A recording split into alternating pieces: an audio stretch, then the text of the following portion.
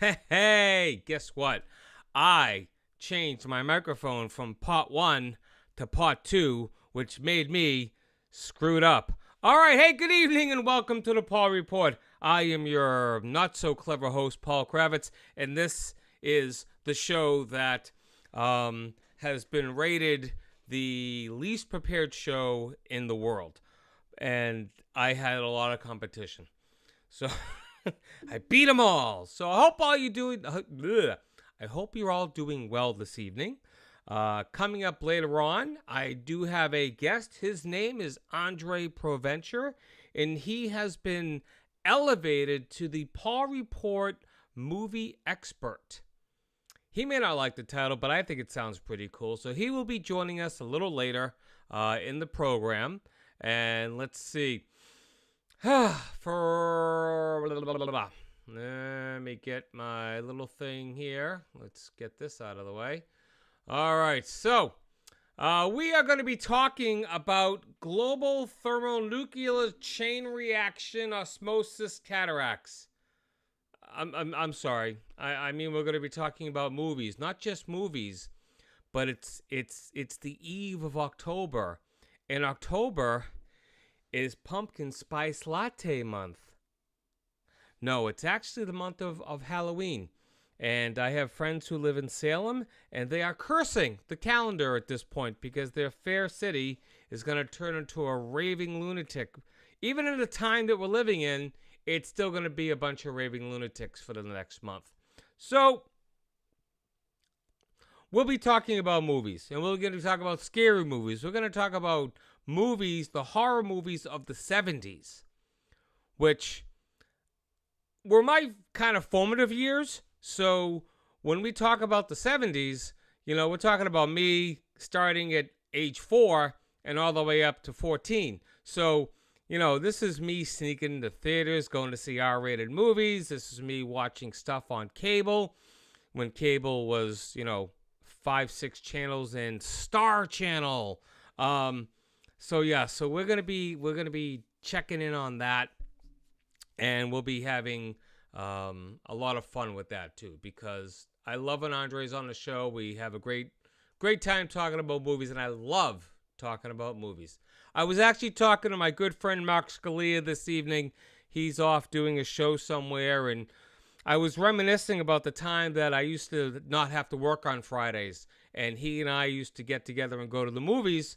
A lot of Fridays we would go to the movies and just kind of chill out and watch movies, and a lot of opening day like Avengers and stuff like that. And I just remember that, and I'm thinking, if I could get a schedule where I could have Fridays off again, would I take it? And I'm thinking, I guess if I had to work longer days on Monday through Thursday and have Friday off, I would do that. I don't think I would want to work like a Saturday or a Sunday to have a Friday off. That ain't my thing. I ain't feeling it. And speaking of feeling, been feeling a little crappy lately, so it feels like that is a perfect segue to go into the Paul Report Health Update.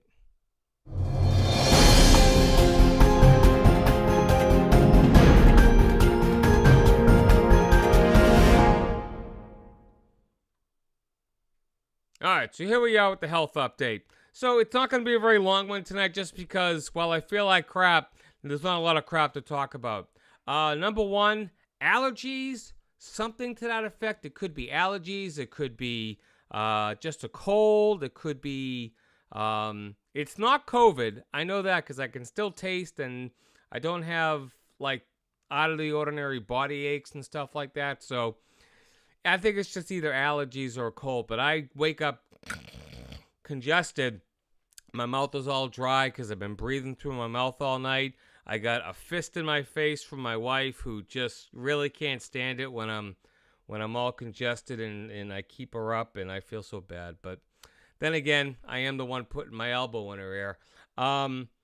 Which is funny because she actually commented the other day. She's like, Paul, you know how you said you were doing this? She's like, no, you're doing this.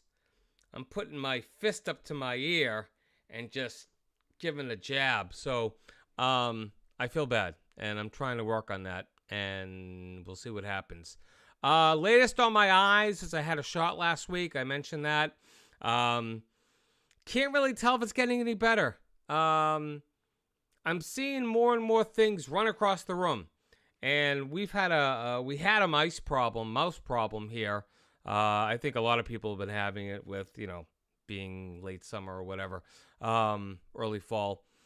But I keep seeing little black things going across my floor, and I'm thinking, oh my God, it's a mouse. And it just turns out it's a floater. So kind of tripping me out there a little bit.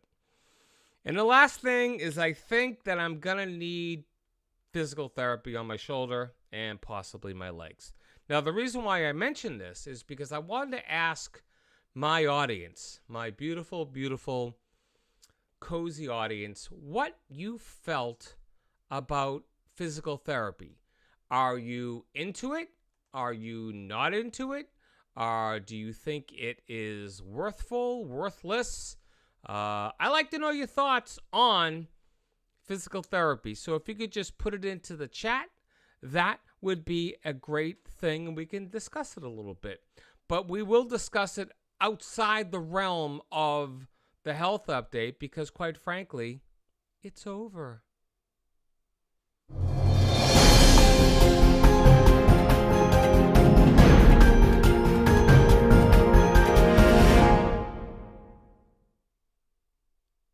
All right, so it's that part of the show where I like to go to the chat and see who's there and welcome everybody who's there and, acknowledge your presence because you are coming in to hang out with me, and I so appreciate it. So let me go ahead and see who is here. All right, so let's go to the top because I like to start at the top. Janice is here. Thanks, Janice. I'm here because I posted a YouTube link. And let's see, Andre's here. Hey, Andre, how are you there and gonna be here at the same time? Huh. And Jen is here. Thank you, Jen.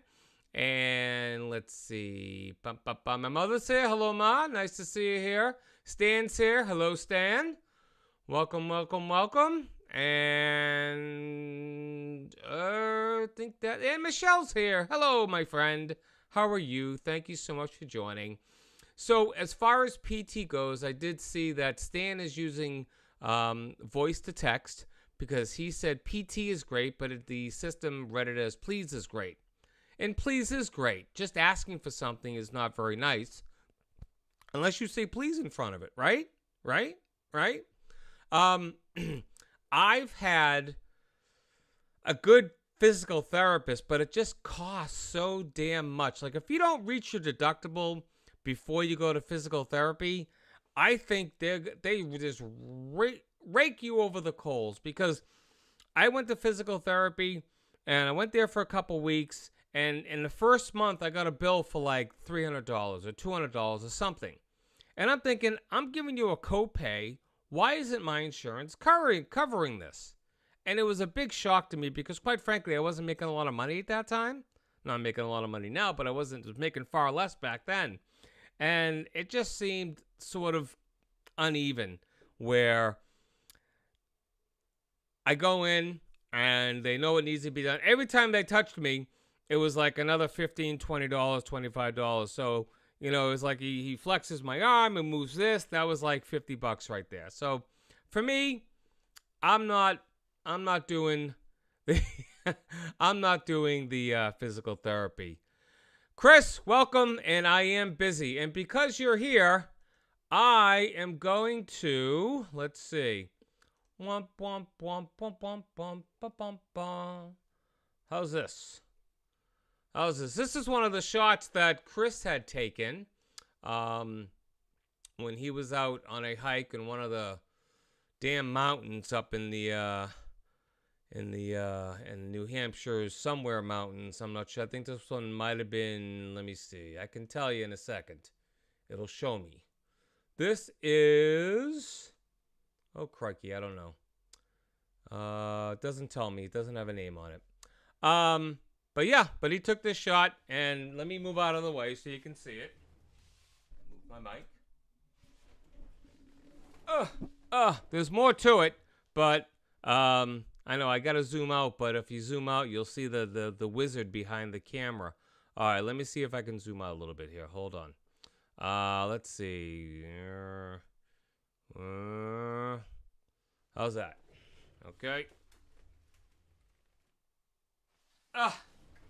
So Chris took the shot. Again, it only fits so far on the screen. But yeah, he sent me a couple shots that I'll be using. Oh boy. So he sent me a few shots that I'll be using throughout the shows in the coming weeks. So let's move me up here. All right, groovy. So thank you, Chris. I appreciate it. He's got a really good eye for a cat lover. No, I'm just kidding. He's got a great cat. What happened here? I hit a button and something came up on my phone. Whoops. All right. It's the professionalism that I appreciate. But no, I got a couple of the shots I can show you later too. Let's see. I want this. Okay. So some of you are saying that PT is great. Some of you are not saying anything about PT. Yeah. And if it helps you, then that's fantastic. But quite frankly, I just can't subscribe to it. Unless I reach my deductible for the year, I can't go. I can't let them touch me and take me for all my money. So thank you everyone for joining. And now I just want to get into a couple of news items real quick. So I was reading. This came from, I believe it was NPR. And the post office is going to be making some changes. So if you want to get a package to someone during the upcoming holidays, you best get to rapping. And I don't mean that's the rapping with the W, just so you know. Beginning tomorrow, the U.S. Postal Service is going to start to implement new service standards for first-class mail and periodicals. In layman's terms, they're going to be slowing its target delivery time by about 30%. So what does this mean for you? Well, it means increased time for some pieces of mail going cross-country and other long distances. Now, a spokesman for the post office cited that 61% of first-class mail and 93% of the periodicals will not be affected by these changes. So it rolls out like this. Your smaller, lightweight, single-piece first-class mail traveling in the same region is still going to have a 2-day delivery time. So your letters that you send to your grandkids, your kids, if you're a business, well, not even a business, just because businesses are different. But your first-class letters are going to be unfazed by this. Now, your first-class packages are going to be subject to longer delivery times. Now, if that isn't enough, from October 3rd, which is Sunday, through December 26th, the cost to ship commercial and retail domestic packages are going up. Now, the changes are all part of an overall 10-year plan. And what they plan on doing is they're going to increase ground transportation with a bunch of new vehicles.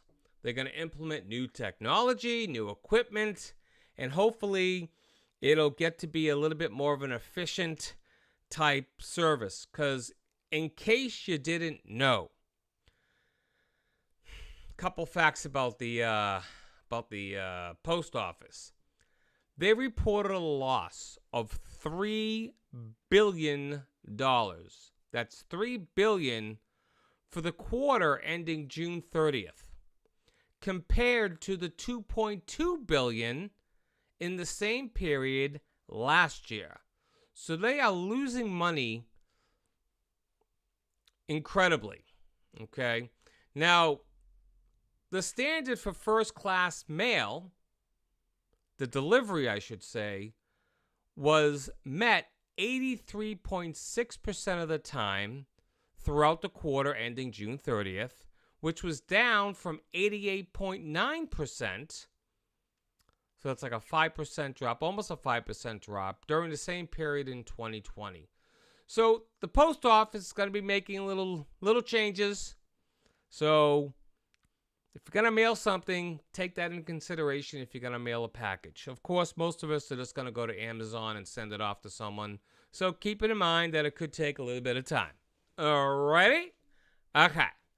So, gonna do, let's say, a little housekeeping, if we may. So, if you want to be a guest or you want to suggest a guest, you want to nominate a GFY, or you want to comment, email me, thepaulreport@gmail.com. Or you can go to The Paul Report on Facebook and leave a message. Now, I got stumbled over my words, but where to watch The Paul Report? You can watch it live on Thursday nights right here on Facebook and YouTube. Anytime on Apple Podcast. For updates, you want to go to Facebook, YouTube, Apple Podcast, Instagram, and Twitter. And I will say, before my time runs out, that I have been getting,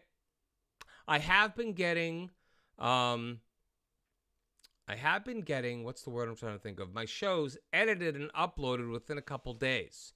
So what I'm doing is I'm leaving them on Facebook for now, but on YouTube, I'm leaving the unedited one there for a little while. And then once I upload the edited version, which takes out a lot of the ums, the ahs, the stupidity stuff, like me with my mic not working right away, I cut all that stuff out, make it a little bit more palatable, if that's possible. And then I put it up to YouTube, and then I take off the raw version. Because who needs to see the raw version? I want the good version to go out there as often as I can. So yeah, so that is the way things are going to roll out. Now, as I mentioned before, I am going to be making a move to YouTube exclusively and not broadcasting on Facebook anymore. YouTube offers me a whole better, not benefits package, because God knows they don't do that, but more features, more things that I can work with the software that I use. So I am hoping to make that move. And so that'll hopefully happen when I reach a higher number of subscribers. And, this light right here is a light I waited 1.5 years for. And it's just shining on me so bright. It is a bright light. Anyone else get one of these? Anyone? Chris, you're still here? Andre? It's a bright damn light. So, all right. You know what? I know what you're waiting for, and why don't we just do it? Let's get into the GFY.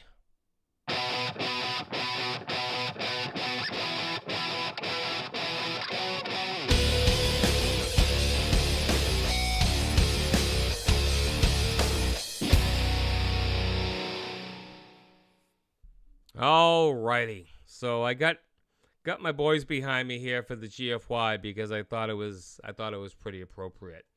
So let me get my notes out here for the GFY because I don't want to mess it up. So this week had a few nominees. Okay, reading the news, scouring the news, and I found a story about South Dakota Governor Kristi Noem. And the story I read is that she could be partially responsible for the forced retirement of a state employee who denied said governor's daughter her real estate appraiser's license. Now, I'm not going to go into the whole story because there's a lot to it. And again, I'm not saying she's guilty. I'm not saying she did, but she might have played a role. Might. And there's an investigation going on. So if you want to go out to NPR or the AP, it's out there. Just type in Governor Noem, Noem, and the story will be there. So overall, another nominee is just regular climate change deniers. These people, hopefully the more people who are into understanding and accepting climate change will grow and change can be made, because I myself am not afraid for myself. I'm afraid for my children, and if they have children, what kind of planet we're leaving them. And people who are denying climate change need to stop. Just saying, my opinion.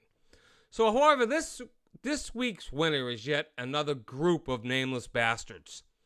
So, about a year ago, if you remember, healthcare workers were being hailed as heroes. We were clapping, we were banging pots, we were applauding them in stores. You see someone in a set of scrubs, you just wanted to give them a virtual hug.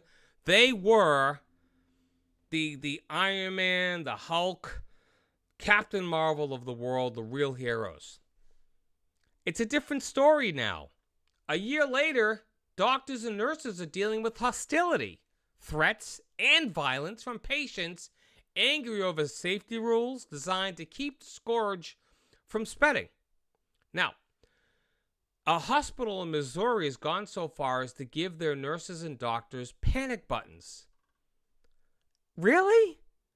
Some nurses are afraid to go to stores unless they can change out of their scrubs, unless they do change out of their scrubs, because they're just afraid of getting harassed when they go to a store, because it's happening. Doctors and nurses at a Coeur d'Alene, Idaho hospital have been accused of killing patients by grieving families who don't believe COVID-19 is real.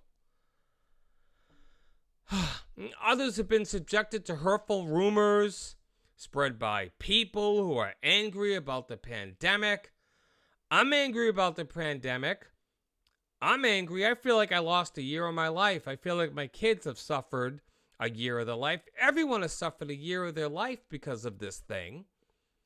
And, you know, it's crazy. It's just crazy. So people are reporting, people in the medical community are reporting incidents like someone throwing some kind of liquid, maybe a coffee or something like that, at a nurse that was working at a vaccine clinic in Denver. Well, another in a pickup truck destroyed signage around that clinic's tent. So I'm thinking, come on, people. Start making some sense and stop being so dumb. Really, it's tough enough to do the job in normal times. And now when you compound that people are getting killed in disputes over masks. People are getting killed. Like I reported last week, a 20-year-old kid in Germany was shot in the head because of a COVID denier who couldn't get a beer, or his beer, 6-pack, 12-pack, 24-pack, whatever, because he wasn't wearing a mask. I read about a brawl at a New York City restaurant over its requirement to show proof of vaccination. It's a private business. They can do as they please. If they want to show proof of vaccination before you can go into their restaurant, it's their right. And if you don't like it, there's a restaurant down the street that'll most likely take you. So however you feel about the situation, it's time to take a step back and kind of look at it in a big picture and kind of understand that we're still in this shit together. And going all full-on tilt stupid is not going to solve anything, okay? Either someone's going to end up dead, you're going to end up in jail, taking it from someone who is much bigger than you. I mean, just, it's not the answer. The answer is understanding and moving forward and stop being so entitled. So, to all the dumbasses willing to harm a fellow human being with verbal or physical abuse, I have only one thing to say to you. I did have only one thing to say to you, but it didn't show up on my screen. So there we go. Let's see if it'll show up now. Let's see. Wah, wah. There we go. Go F yourself, dumbass. All right. So I'll tell you what. We're going to take a quick break, and when we come back, we will have Andre Provencher on the line, and we're going to start talking some movies. So, stick around. We'll be right back. You are watching The Paul Report. Do you have a nominee for Go F Yourself? Email thepaulreport@gmail.com. The Paul Report will return in just a moment. God help us all. Hello, my name is Andrew and you are watching The Paul Report. Having known Paul for some time, I only this to say, he is See, I am a computer-generated AI, so I have to say anything he types in. Darmok and Jalad. At Tanagra. Darmok and Jalad on the ocean. With his arms wide open. Paul, you are such an asshole. The Paul Report will return in just a moment. Miss Janice, and you're listening to the Paul Report. Good choice. You're listening to the Paul Report, and that's on you. Hi, I'm Sarah Kravitz. You're listening to the Paul Report. Good luck. Hope you have a good day. Hi, this is Paul, and you're listening to the Paul Report. You know, it's kind of sad when you have to do your own promos. It is kind of sad when you have to do your own promos, I gotta tell you. So, joining me live via Skype on the Paul Report this week is my good friend and Paul Report movie expert, Andre Provencher. Andre, let me see if I can get you up here on my screen. Let's hope this is working. And biggity bam. Hey, it's working. Yay. Woohoo. Yippee. Andre, how are you, sir? I'm good. How about you? I'm doing very well today, and not everything is blowing up on me, so that's really good. I am happy that things are staying chill in the technological front, which was a far cry from when I first talked to you earlier this evening when everything was going cuckoo. So, we are here to talk about pumpkin spice lattes. Oh, no, just kidding. Pumpkin spice latte. No. I love my pumpkin spice latte. He loves his pumpkin spice latte. No. So it is October Eve, and we are going to talk about many different facets of the 70s horror movie explosion. That there was a lot of horror movies in the 70s. Some really good and some not so good. So hopefully we'll talk about both of them. Most of them are entertaining. Yes, definitely entertaining.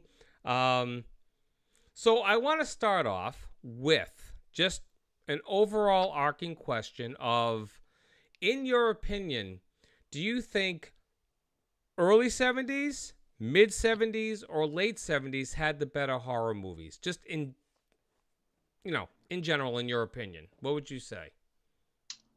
I think it's kind of like the different horror movies, because, like, for example, I don't know if you want to say better or worse, but, like, I know, like, the earlier horror movies were probably more raw.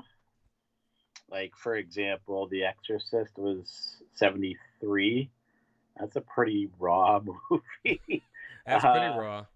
And then after that, I think, Omen came after that, and but they had, like, a lot of, like, the pretty, like, hardcore, like what's this, Blood Feast and stuff like that. Like, I'm blanking on the guy's name now. I'll have to look it up. But lots of just, like, some of the most gory, nastiest stuff. And then kind of the mid 70s, I guess a lot of it is imitation breeds and success or something. Yeah. brings others, like, just for example, like, Jaws was 75. So, I mean, Jaws is a great horror movie, great movie, period. But then after Jaws, you saw every type of animal that was going to be like, well, you're afraid to go to the water. Now you might be afraid to go into your backyard because the kingdom of the ants are going to get you. Now, what year did Piranha come out? Didn't that come out late 70s? The original Piranha? That was after. That was right after Jaws, I think. And that was, it's not a great white shark. It's a little teeny piranha. Yeah. Yeah. Like, we just watched, like, it just is more of like a PSA for, like, people's sanity. Like, we watched Grizzly the Revenge. Oh my God. Which was a sequel to the original Grizzly, which was a horrible, a grizzly bear cash in on Jaws. But apparently Grizzly 2, Electric Boogaloo? No, just kidding. It pretty much, like, apparently it had for like 5 minutes, it had Charlie Sheen, George Clooney and Laura Dern Oh, jeez. and Louise Fletcher. But Wow. apparently the filmmakers ran out of money, and so someone bought the rights and then redid the movie like 20 years later, aka like now, like in the last 5 years they redid it, but like they top billed them as like the top people. But the movie itself is just hard. It's a train wreck.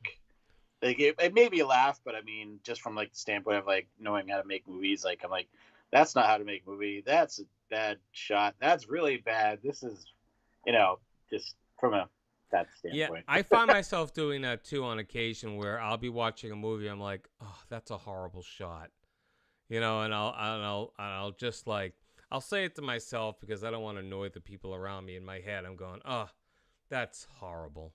That's a bad decision right there. Like they had like this horrible, just like the top part of a grizzly. And it was like grizzly reaction shots. Where he's just like,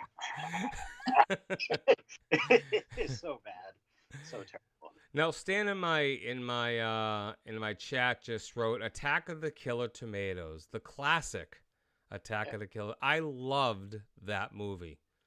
I can't remember if Clooney was in that or The Revenge. I forget which one he was in. I mean, the first one was like in 77, I think, in that area. I think he did The Revenge. I could be think wrong. he might have did The Revenge. Because like people like first movies, like Jennifer Aniston was in Leprechaun, I think it was. Yeah. Yeah, it's funny. You watch these movies and just the advertising or the marketing of it is like, now. Before it was like a picture of a leprechaun on the front. Then all of a sudden it becomes Jennifer Aniston on the front with her name at the top, and she's in it for what, like 5 minutes? Yeah, something like that. Not long at all. All right, so early 70s, Texas Chainsaw Massacre is one of the movies that comes out. Trying to think one of the other ones that I was thinking of that came out just in the early 70s. Obviously, The Exorcist came out in Willard is another movie that came out. That movie kind of freaked me out a little bit because I hate mice, I hate rats. I'm not comfortable around them. So for me, that was just terrifying in itself. I actually saw the remake first. I saw the Crispin Glover one with Crispin Glover. Hey, which you. Actually, no. I must amend it. I would say I would watch almost any Crispin Glover movie, but there was some recent one where it was just such trash. I just turned it off after like 5 minutes. Oh, really? What? You don't remember the name of it? He's supposed to be playing a French hitman.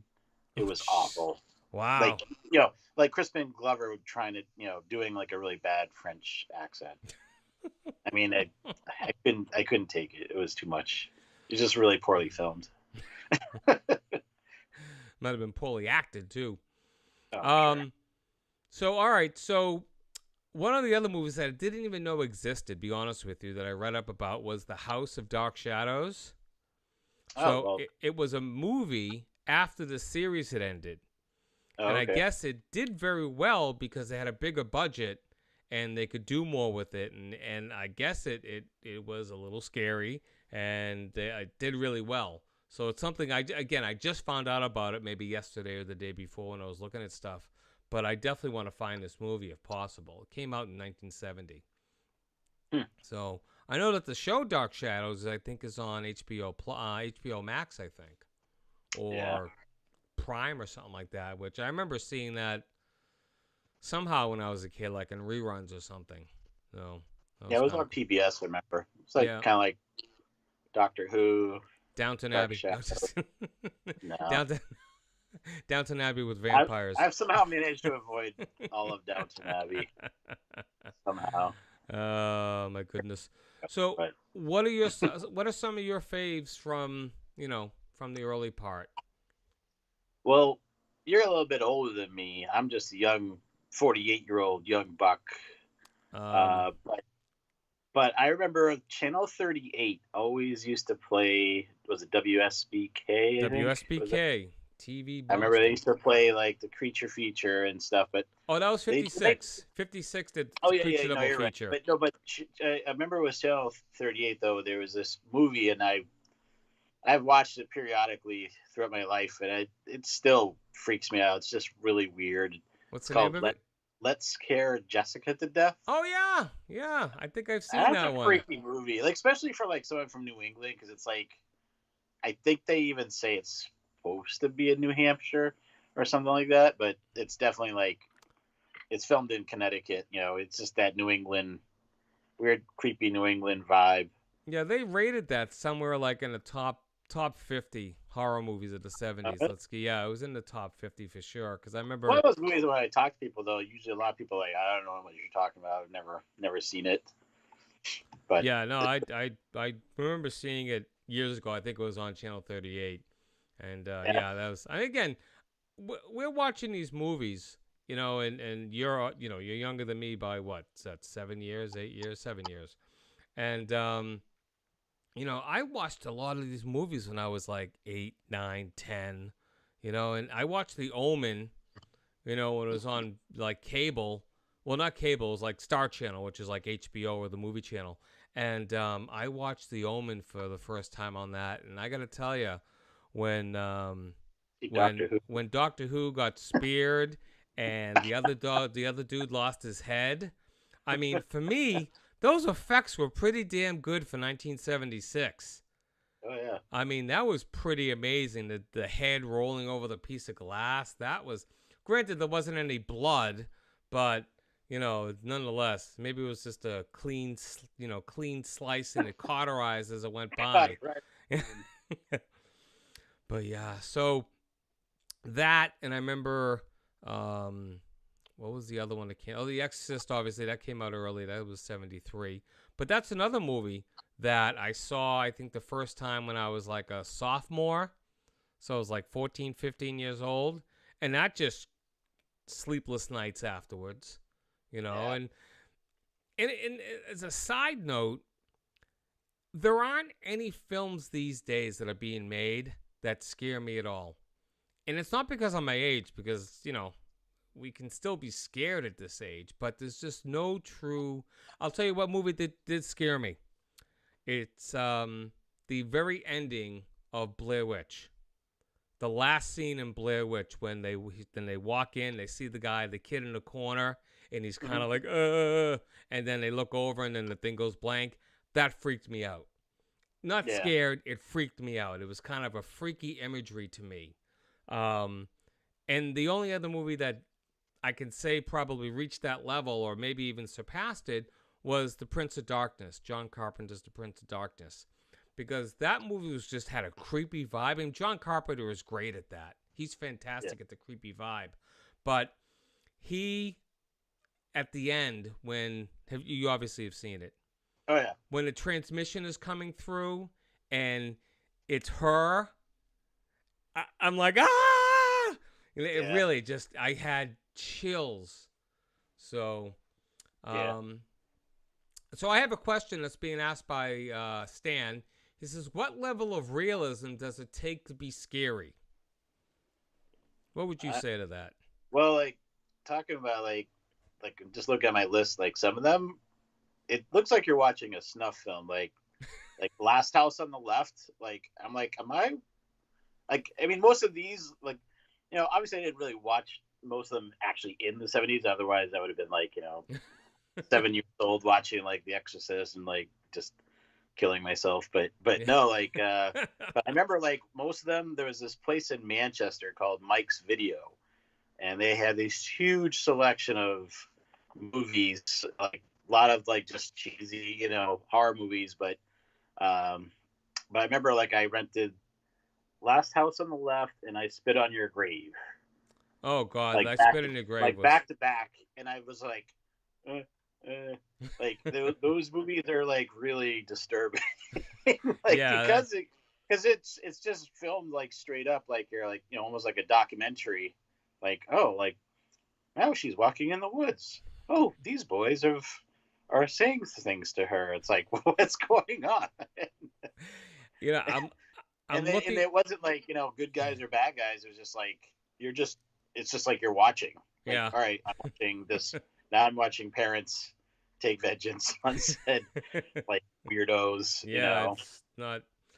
I'm reading the description for Last House on the Left, and it says, 2 teenage girls head into a rock concert for one's birthday, try to score some marijuana in the city, where they're kidnapped and brutalized by a gang of psychopathic convicts. That could never get made today. No, because for so many reasons. But I mean, it's just like, but those were disturbing to me because, like, obviously they could happen, you know. Yep. Like, those almost kind of like fear of like the hillbillies, like civilization, you know, encroaching. Kind of like what was the one with Ned Beatty and Oh, Deliverance. You know, it's kind of like that. Like, hey, you city folk.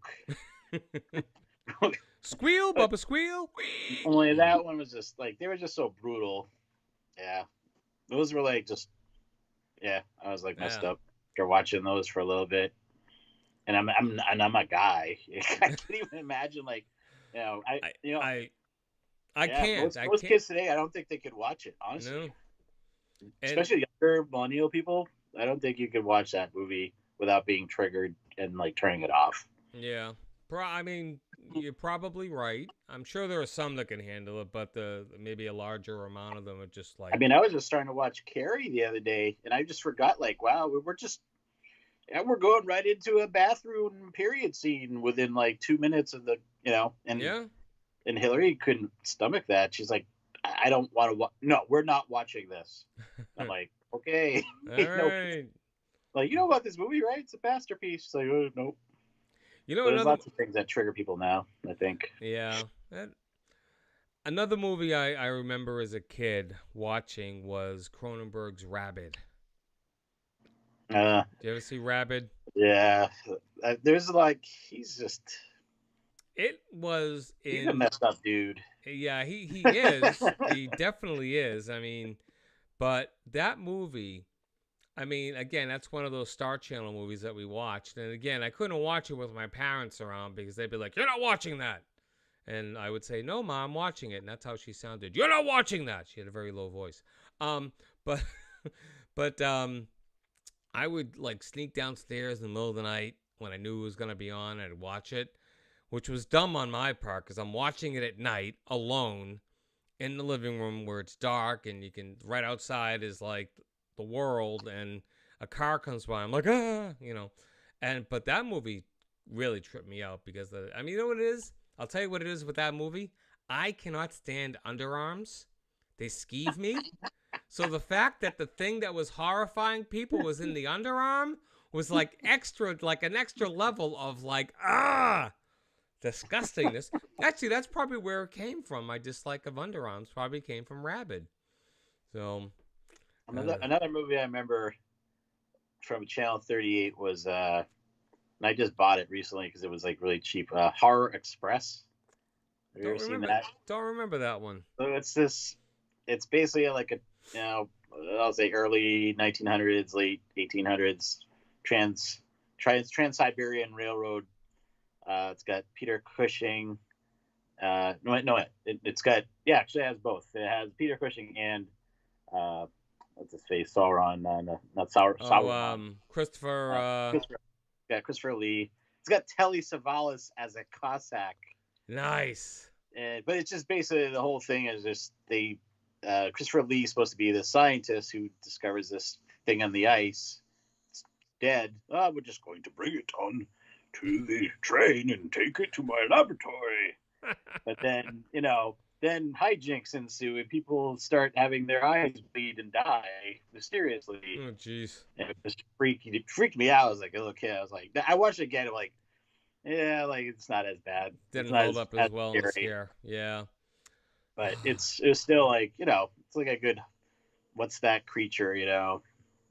The creature, you know, the hidden creature type thing. You don't really see it at all. Yeah, there was let's see, there was another one on my list here that was The Car. Do you remember The Car? Yeah, I think you told me about that one though. It's not the Spielberg one, is it? No, that was Duel. That's the one that was revving at people, right? Yeah, like, it's revving and honking and running people over. And you know, that was kind of a freaky movie because at the end, for the 1970s, they had some pretty good special effects. Where at the end, and if I'm gonna ruin movies that come out in the 70s, then forgive me. But at the end, the car goes over a cliff, and it explodes, and the face of the devil is in the explosion. And it, at the time, from what I remember, because I haven't seen it in 30 plus years, it looked really good. So, I mean, that was pretty cool. Oh, here's another one I forgot about. Trilogy of Terror. Yes. Ah. I still love that movie. Yeah. He never really made me scary, but I just love the doll so much. Yeah, it's a good Like, doll. that's one movie I remember, like I just love that. What's it? I forget. The Zuni warrior. He was a Zuni. They had the spirit of the Zuni warrior. Yeah. Yeah. And at least was it Lisa Black? No. Karen Black. Karen Black. Yeah. And she said. Yeah. I have to watch that again because it's been a number of years since I've seen a lot of these. So, yeah. Is that something like that on Shudder? That one's not on Shudder that I know of, but I'm sure you can find it somewhere. Yeah. Like I rewatched Life Force. It's not a 70s movie, but I just rewatched that on Shudder. Life Force, I saw that.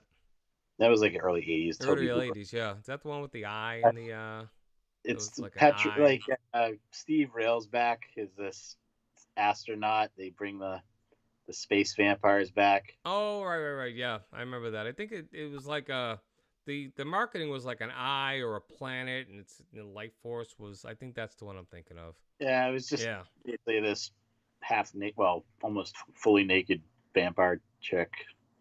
Yes, I remember. Yes, exactly. I remember the vampire chick. I just remember it was very gratuitous, but whatever. It's memorable. Yeah, it's I can do without nudity in horror movies because that's if it's used to an effect, then sure. But a lot of these like Freddy movies, or not Freddy's because those are mostly PG-13s and low radars, but like Friday the 13th and all these teen romp crazy things, they always use nudities like almost like titillation, and if it's not moving the story along, then it really doesn't belong there. It's not anything, we're not there to look at TNA. We're there to get the shit scared out of us. And so that's, so I'd sort of gravitate the ones that, don't have that. Did you ever see the movie Demon Seed? With Fritz Weaver and someone else? Doesn't sound familiar. No, it was about a couple who lost a child, and they have this AI in the house. This is like 70s, and the AI sort of starts to have this, starts to fall in love with the professor's wife, and essentially the machine impregnates her, and then she ends up having this child, and the child looks exactly like their dead son. It was like really kind of weird. Chris just wrote Wes Craven's Deadly Friend, which came out in the mid 80s, I believe. Do you remember Deadly Friend with Christy Swanson? No. It was about a girl who got killed and she came back sort of like zombied out. And she had like weird hands. That's what I remember about her. She had weird hands. But yeah, she was, tripped out. So, yeah, but that was. I saw one on Shudder that really was really fun. And it had like Michael Gambon is like 20 something in it. It's called The Beast Must Die. I think I just saw that one on my list. Yeah, I think I watched it. I put it on my Facebook thing, but so it's almost like combine like the movie Clue, but just with like werewolf killings instead. It's just this early 70s actor, like not his name, but he's just this badass guy he's like, I brought all you to my island because I know one of you is a werewolf. and I will kill that person. And it's just like, so you're a millionaire? You just bring all these people, and they're just like, oh, I guess we can't leave.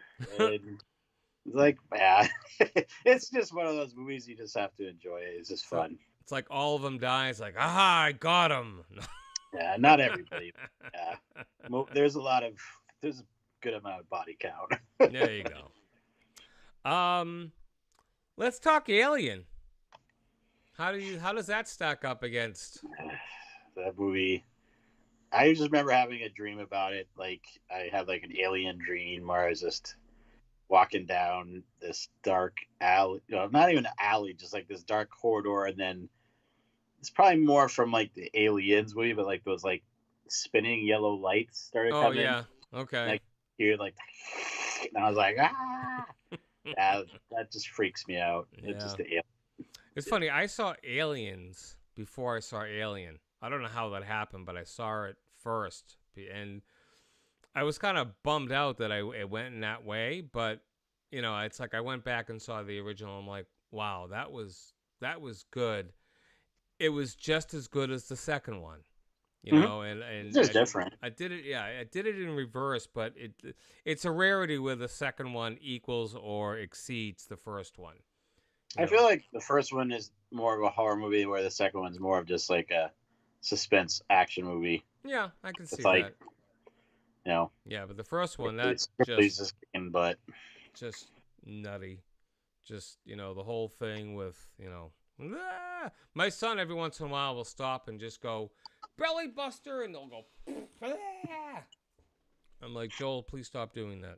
That's kind of like that 70s, like that.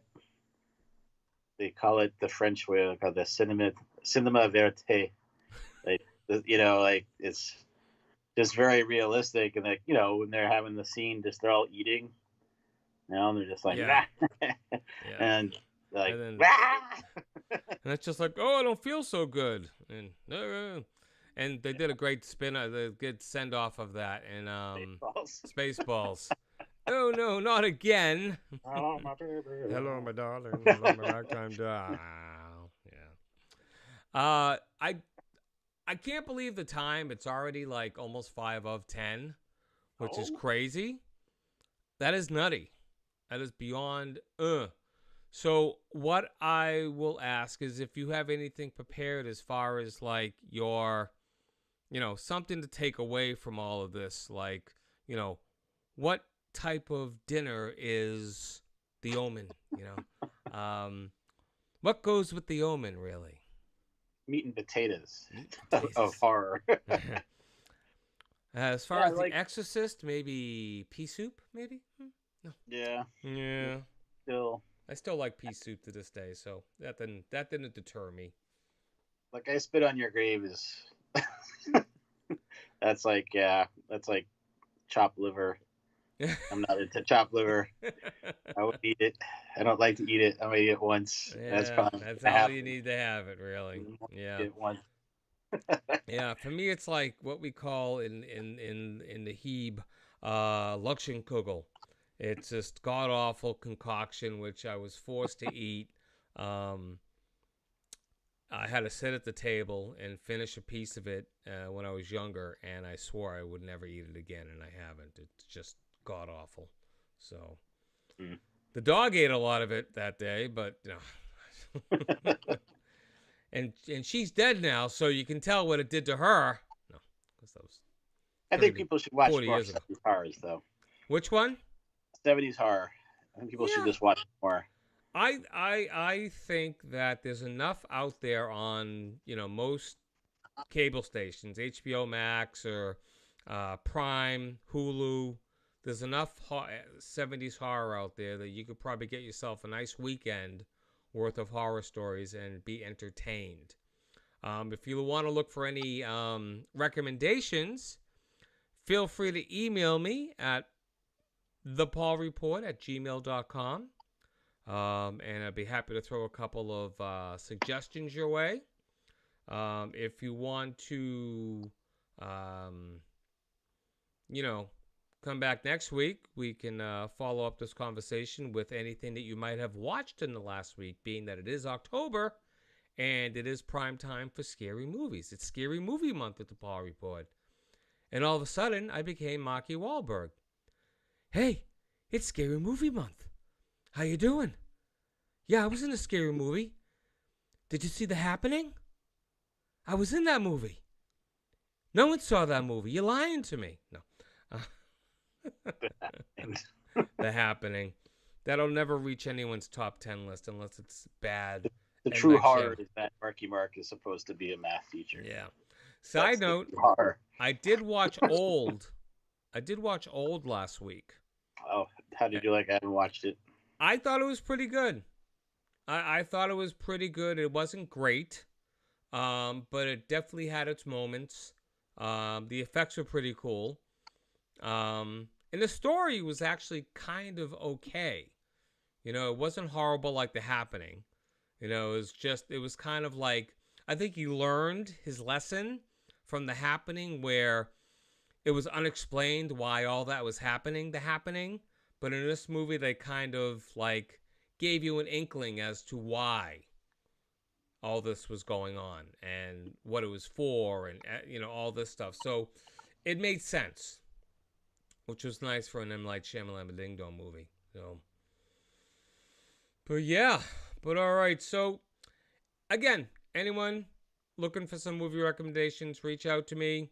And I'll even ask Andre to throw in a couple of tips. Devil's Reign. Which one? The Devil's Reign. The Devil's Reign. It's starring William Shatner, Ernest Borgnine, Eddie Albert, young John Travolta, who has no speaking role, but somehow has a name for a character that's never named. It's awesome. It's just really awful, but it's great. It's great and awful all at the same time. I'm looking at a movie called A Bay of Blood. Just a guy with a hatchet in the picture. Okay. That's good. All right. Well, Andre, thank you again for spending this time with us here at the Paul Report. And we'll look forward to the next edition of At the Movies. Not so much because we'll get sued with Andre and me. So thank you again, everyone. And we will bid you adieu. And I'm going to sign off this show in just a moment. I got to figure out how to work this damn display. Oh, there we go. All right. Well, thank you, everyone. We appreciate you being here this evening. And if you, God, I lost my total train of thought. It's like leaving my head, so I do apologize. Oh, Andre just left. Oh, Andre just left. Okay, Andre's gone. All right. So anyway, that wraps up another edition of the Paul Report. Again, I am looking for subscribers on YouTube. So if you know anybody, you want to share this out to anybody, feel free. Again, I will have this edited within a couple of days, posted up onto YouTube.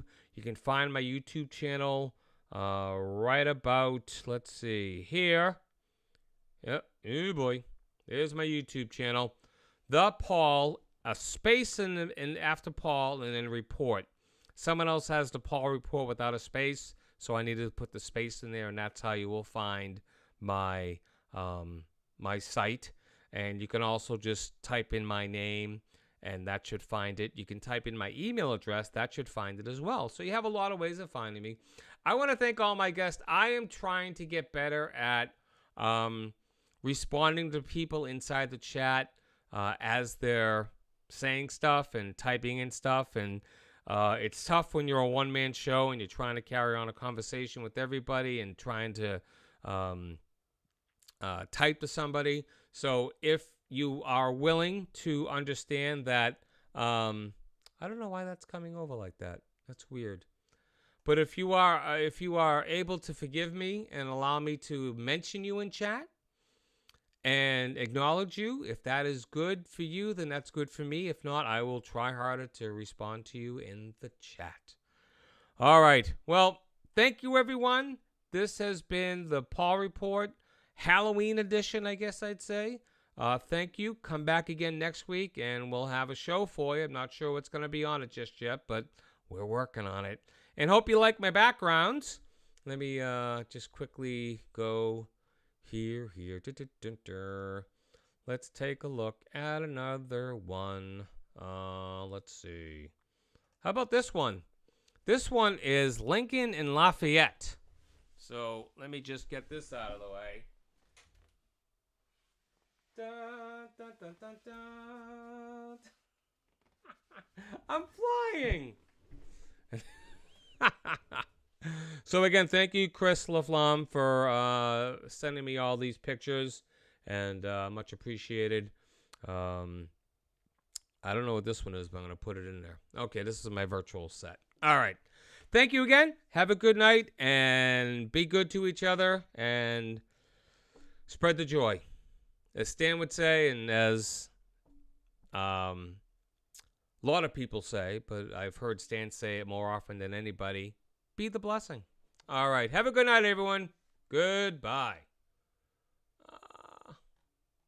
Where is it?